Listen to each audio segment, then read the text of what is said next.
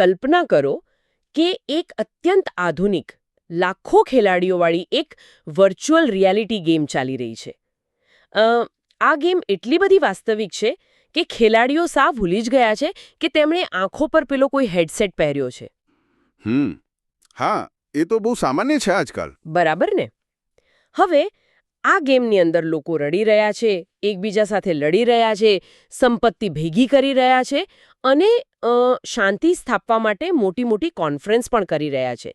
પણ મજાની વાત એ છે કે તેઓ આ બધું જ એ ગેમના પ્રોગ્રામિંગની અંદર રહીને જ કરી રહ્યા છે.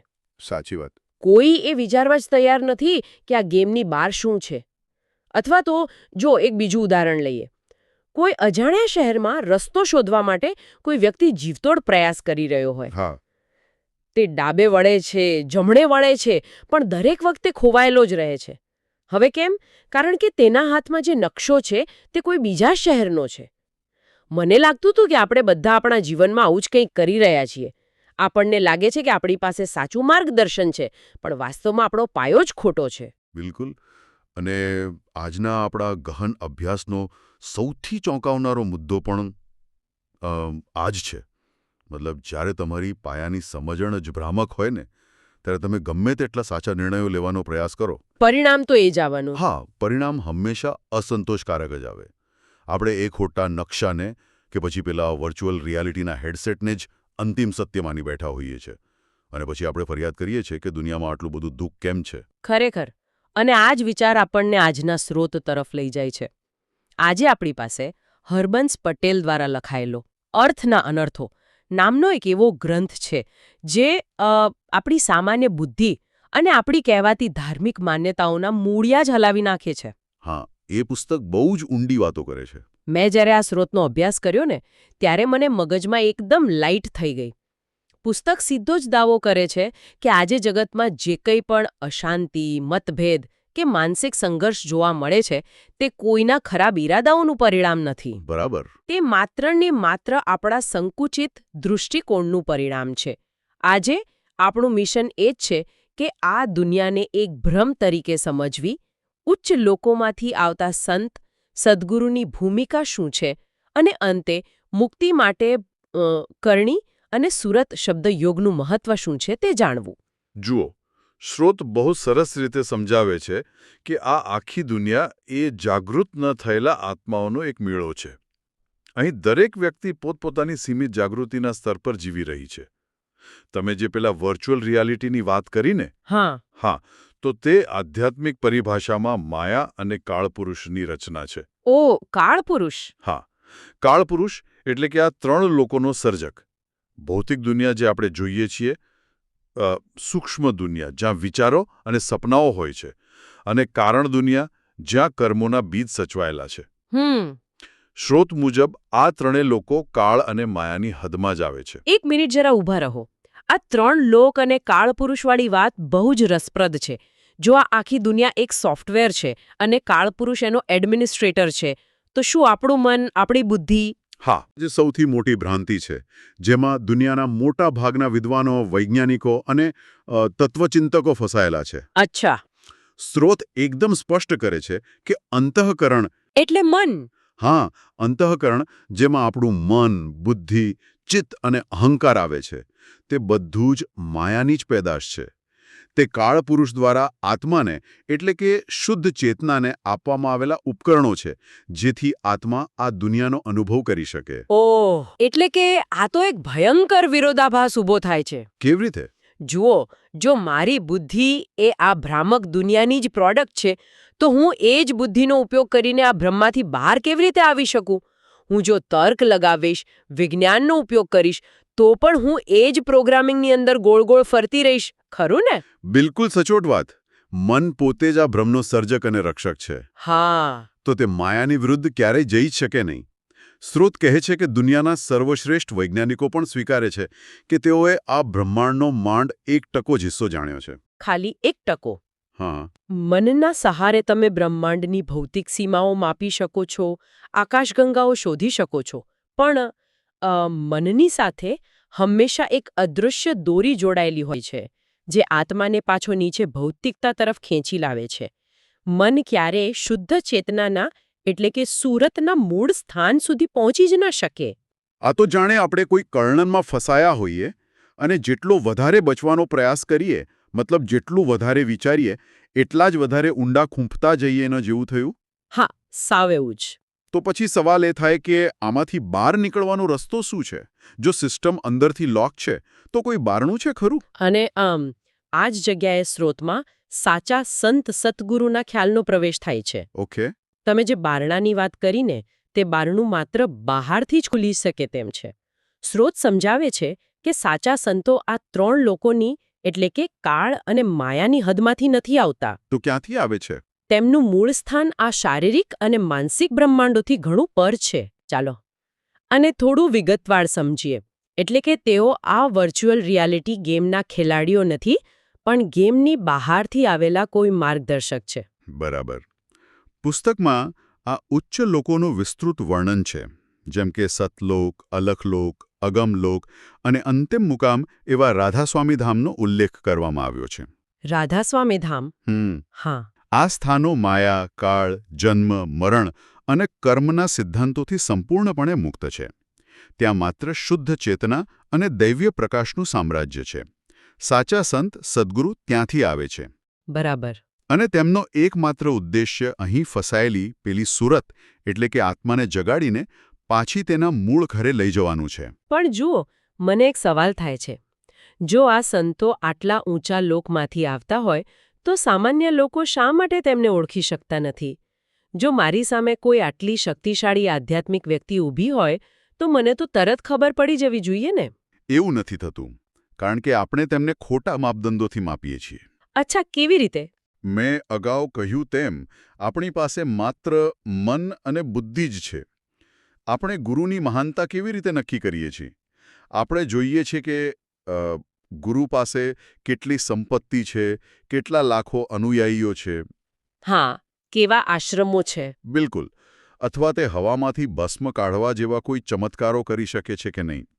આ બધું જ માયાની દુનિયાના વર્ચ્યુઅલ રિયાલિટીના સુપરપાવર્સ છે. સાચા સંતો આવા સસ્તા દેખાડાઓમાં પડતા નથી. હા, અને આ વાતને સમર્થન આપતી સ્રોતમાં કબીર સાહેબની એક અદ્ભુત પંક્તિ ટાંકવામાં આવી છે. કઈ પંક્તિ? એ હતી કે હમ બાસી ઉસ દેશ કે જહાં સતપુરુષ કી આન, દુઃખ સુખ વ્યાપે નહીં સબ દિન એક સમાન. આનો અર્થ બહુ જ ઊંડો છે. જી બિલકુલ. કબીર સાહેબ અહીં સ્પષ્ટ કરે છે કે તેઓ એવા દેશના વાસી છે જ્યાં આ દુનિયાના દ્વૈત એટલે કે સુખ અને દુઃખ અસ્તિત્વ જ ધરાવતા નથી. ત્યાં માત્ર એક જ સમાન દૈવી આનંદ છે. હવે વિચારો, જે વ્યક્તિ દુઃખ અને સુખથી પર છે તેને તમે આ દુનિયાની ભૌતિક સિદ્ધિઓથી કેવી રીતે આકર્ષી શકો કે ઓળખી શકો? એ તો શક્ય જ નથી. હા, સાચા સંતો તો છુપાઈને રહેવાનું પસંદ કરે છે. તેઓ બહુ જ સામાન્ય જીવન જીવે છે, જેથી માત્ર સાચા જિજ્ઞાસુઓ જ તેમના સુધી પહોંચી શકે. આના પરથી મને એક બીજો વિચાર આવે છે. જો લોકો સંતોને નથી ઓળખી શકતા તો પછી લોકો જેને ભક્તિ કહે છે તે ખરેખર શું છે? કારણ કે સ્રોતમાં અહંકાર અને સકામ ભક્તિ પર બહુ જ કડક પ્રહાર કરવામાં આવ્યો છે. હા, બહુ જ સ્પષ્ટ રીતે.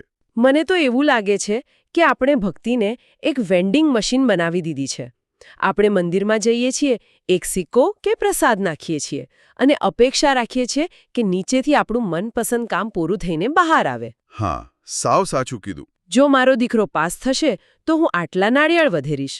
આ ભક્તિ છે કે બ્લેકમેલિંગ? આને સ્રોત સકામ ભક્તિ કહે છે, એટલે કે કામના કે ઈચ્છાથી પ્રેરિત ભક્તિ.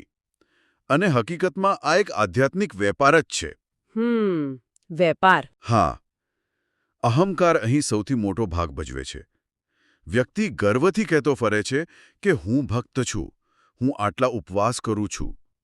ગીતાનો શ્લોક કર્મણ્યેવાધિકારસ્તે લોકો અડધો જ બોલે છે. હા, એમને કર્મ કરવાનો અધિકાર બહુ ગમે છે. બિલકુલ. કારણ કે તેમાં કર્તા ભાવ છે, અહંકાર છે, પણ ફળ પર તારો કોઈ અધિકાર નથી તે ભાગ સગવડતાપૂર્વક ભૂલી જવામાં આવે છે. ખરેખર. અને લેખક કબીર સાહેબના વાક્યો દ્વારા આ વાતને વધુ મજબૂત બનાવે છે. એમાં લખ્યું છે કે ફલ કારણ સેવા કરે તજે ન મન સે કામ, કહે કબીર સેવક નહીં ચાહે ચોગુના દામ. બહુ જ સરસ વાત છે આ. મતલબ કે જે ફળની આશા રાખીને ઈશ્વર પાસે જાય છે તે સેવક નથી, તે તો 4 ગણો નફો શોધતો વેપારી છે. અને આ વેપાર પાછળનું મૂળ કારણ એ જ છે કે આપણને લાગે છે કે પૈસો જ પરમેશ્વર છે. ભૌતિકતાની પકડ એટલી મજબૂત છે કે આપણને દુનિયાના સુખો જ સર્વસ્વ લાગે છે. હા. પણ સ્રોત અહીં એક બહુ જ ઊંડી ફિલોસોફી રજૂ કરે છે. લેખક સમજાવે છે કે આ માયાના દેશમાં સુખ અને દુઃખ બંને હકીકતમાં બેડીઓ જ છે. દુઃખ એ લોખંડની સાંકળ છે અને સુખ એ સોનાની સાંકળ છે. અરે વાહ, આ સોનાની સાંકળવાળો વિચાર બહુ જ પાવરફુલ છે. સામાન્ય રીતે આપણે માનીએ છીએ કે દુઃખમાંથી છૂટવું એટલે સુખ મેળવવું. આપણે આખી જિંદગી એ સોનાની સાંકળ પાછળ દોડીએ છીએ. પણ છેવટે તો સાંકળ એ સાંકળ જ છે. હા, સાંકળ તો સાંકળ જ કહેવાય. લોખંડની સાંકળ તમને કદાચ વાગે એટલે તમે એમાંથી છૂટવાનો પ્રયાસ કરો. પણ સોનાની સાંકળ એટલી આકર્ષક હોય છે કે તમે પોતે જ તેને ગળામાં બાંધીને ફરવા માંગો છો. બરાબર. સુખમાં માણસ અહંકારી બને છે. તે ભૂલી જાય છે કે આ બધું નાશવંત છે. અને આમ તે આ જન્મ-મરણના ચક્રમાં વધારે મજબૂતીથી ફસાઈ જાય છે. જો અહીં એક બહુ જ રસપ્રદ અને કદાચ થોડો વિવાદાસ્પદ મુદ્દો ઊભો થાય છે.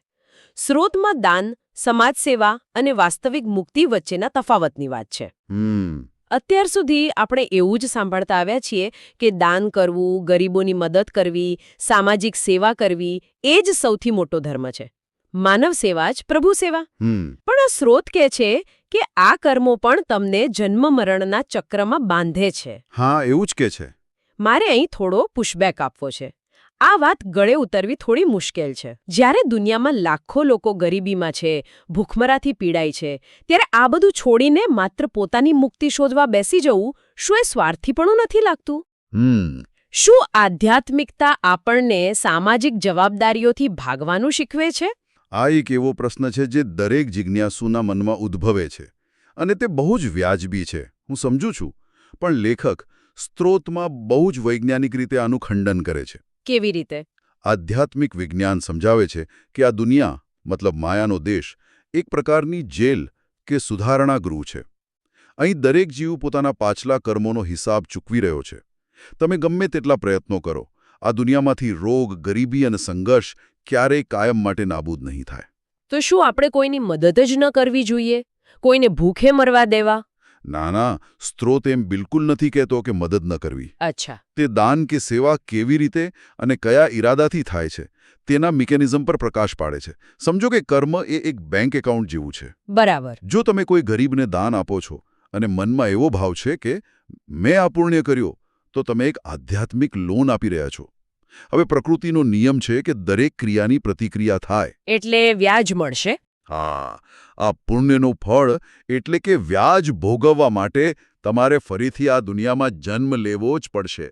સારા કર્મો તમને કદાચ આવતા જન્મમાં રાજા બનાવી દે કે સ્વર્ગમાં મોકલી આપે, પણ તે તમને મુક્તિ નહીં અપાવે. ઓહ, એટલે એ જ પેલી સોનાની સાંકળ બનાવશે. બિલકુલ, તે સોનાની સાંકળ જ છે. ઓકે, હવે આ આખું ચિત્ર સ્પષ્ટ થઈ રહ્યું છે. એટલે કે દાન કરવું ખોટું નથી, પણ એમાં રહેલો અહંકાર અને પુણ્ય કમાવવાની લાલસા ખોટી છે. તો પછી યોગ્ય રસ્તો કયો છે? સ્ત્રોત ગુપ્ત દાનનું મહત્વ સમજાવે છે. જ્યારે દાન એવી રીતે કરવામાં આવે કે જમણા હાથથી આપો અને ડાબા હાથને ખબર પણ ન પડે. નિઃસ્વાર્થ. હા, જ્યારે તેમાં કોઈ અપેક્ષા ન હોય, છાપામાં નામ છપાવવાની કે તકતી લગાવવાની ભૂખ ન હોય, પણ આજના સમયમાં લોકો દાન કરે છે માત્ર પોતાની સામાજિક પ્રતિષ્ઠા વધારવા માટે. સાચી વાત છે. તે માત્ર આવતા જન્મ માટે કોઈ મોટી પદવી ખરીદવા સમાન છે. સ્ત્રોતમાં કબીર સાહેબની એક પ્રાર્થના આવે છે જે સાચા ભક્તની માનસિકતા દર્શાવે છે. એ છે, સાહેબ અહિતા માંગો હું, જા મેં કુટુંબ સમાય, મય ભી ભૂખા ના રહું, સાધુ ન ભૂખા જાય. વાહ, આ કેટલી અદ્ભુત નમ્રતા છે. સાચો ભક્ત ઈશ્વર પાસે કોઈ મહેલો કે અબજો રૂપિયા નથી માંગતો. તે માત્ર એટલું જ માંગે છે જેમાં તેનું કુટુંબ પોષાય અને આંગણે આવેલો કોઈ અતિથિ ભૂખ્યો પાછો ન જાય. હા, એમાં કોઈ સંગ્રહખોરી નથી, માત્ર નિર્વાહ છે. બરાબર. અને જ્યાં સુધી સમાજ કલ્યાણની વાત છે ને, સ્ત્રોત દાવો કરે છે કે સાચા ભક્તની હાજરી માત્રથી, તેના આંતરિક આધ્યાત્મિક સ્પંદનોથી જ 71 પેઢીઓનો ઉદ્ધાર થઈ શકે છે. તેની કરુણા કોઈ દેખાડાની મોહતાજ નથી હોતી. ચાલો તો અત્યાર સુધીની ચર્ચા પરથી એક વાત સ્પષ્ટ છે કે બુદ્ધિથી મુક્તિ નથી અને પુણ્યકર્મો પણ જો અહંકાર સાથે થાય તો તે બંધન છે. એકદમ સાચું. સ્રોતમાં કથની વિરુદ્ધ કરણીનો એક આખો વિભાગ છે. આપણે મોટી મોટી વાતો કરીએ છીએ, પુસ્તકો વાંચીએ છીએ, પણ મુક્તિ માટે ખરેખર શું કરવું જોઈએ? વાસ્તવિક પદ્ધતિ શું છે? સ્રોત સ્પષ્ટ કરે છે કે માત્ર વાતો કરવાથી એટલે કે કથનીથી કાંઈ વળતું નથી. કલાકો સુધી ફિલોસોફીની ચર્ચાઓ કરવી, મંદિરો બદલવા કે ગળામાં અલગ અલગ પ્રકારની માળાઓ પહેરવી, હા, એ બધું બહારનું છે. હા, આ બધો જ બાહ્ય કર્મકાંડ છે. વાસ્તવિકતામાં કરણી એટલે કે આંતરિક આધ્યાત્મિક અભ્યાસ જ મહત્વપૂર્ણ છે. અને આ સ્રોત જે ચોક્કસ અભ્યાસનો નિર્દેશ કરે છે તે છે સુરત શબ્દ યોગ. આ સુરત શબ્દયોગ ખરેખર કેવી રીતે કામ કરે છે તેના વિશે મેં ઘણું સાંભળ્યું છે, પણ તેનું મિકેનિઝમ શું છે? ચાલો આને બહુ સરળ રીતે સમજીએ. સુરત એટલે આત્મા અથવા શુદ્ધ ધ્યાન, અને શબ્દ એટલે પેલો ઉચ્ચ લોકમાંથી આવતો દૈવી ધ્વનિ, જેને અનહદ નાદ પણ કહેવાય છે. હા એ જ, જેને નાદ કે અનહદ નાદ પણ કહેવાય છે. સુરત સમજાવે છે કે આ આખી સૃષ્ટિ શબ્દ અથવા ધ્વનિ તરંગોમાંથી જન્મી છે. હવે કાળપુરુષની રચના એવી છે કે આપણી સુરતનું ધ્યાન નીચે તરફ ખેંચાયેલું રહે છે. બહારની તરફ. બરાબર. આંખો દ્વારા, કાન દ્વારા, ઇન્દ્રિયો દ્વારા બહારની દુનિયામાં. સુરત શબ્દ યોગ એ એક પ્રક્રિયા છે જેમાં સાચા સદ્ગુરુની મદદથી સુરતને અંતર્મુખી કરવામાં આવે છે. એટલે કે એક રીતે આ એક એલિવેટર કે લિફ્ટ જેવું કામ કરે છે. બિલકુલ સચોટ ઉદાહરણ. ધારો કે કોઈ બહુમાળી ઇમારતમાં ઉપરના માળેથી એક સંગીતનો પ્રવાસ સતત નીચે આવી રહ્યો છે. તમારે માત્ર તમારું ધ્યાન એટલે કે સુરત એ સંગીત સાથે જોડવાનું છે. જ્યારે સુરત અને શબ્દનું મિલન થાય છે ત્યારે તે દૈવી ધ્વનિ આત્માને ઉપરની તરફ બ્રહ્માંડીય મંડળોની પાર ખેંચી લે છે. અરે વાહ! આ પ્રક્રિયા મન અને બુદ્ધિને બાયપાસ કરી દે છે. તેમાં કોઈ બૌદ્ધિક કસરત નથી.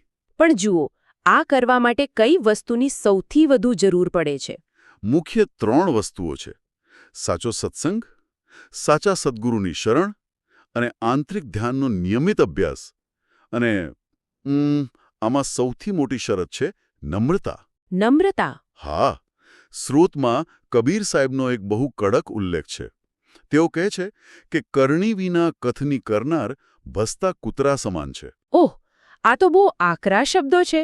હા, પણ સત્ય છે. જે વ્યક્તિ માત્ર વાતો કરે છે પણ તેનું આચરણ શૂન્ય છે, તે માત્ર પારકું જ્ઞાન ઓકી રહ્યો છે. સાચા અભ્યાસીમાં એક ગજબની દીનતા હોય છે. તે ઈશ્વર સમક્ષ સ્વીકારે છે કે હું અપરાધી છું, મારામાં કોઈ બળ નથી, માત્ર તમારી કૃપા જ મને આ ભવસાગરમાંથી તારી શકે તેમ છે.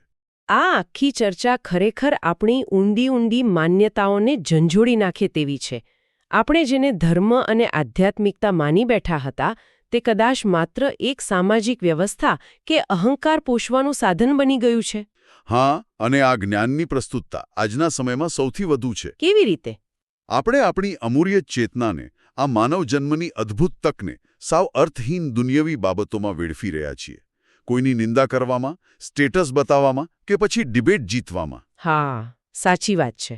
જ્યારે કે માનવદેહ મળવાનો અસલી હેતુ સુરત શબ્દ યોગ દ્વારા અસલ ઘર રાધાસ્વામી ધામ કે સતલોક તરફ પાછા ફરવાનું છે. જો આપણે આખા સત્રનો સાર કાઢીએ તો વાત એમ બને છે કે આ દુનિયા એક માયાની જાળ છે.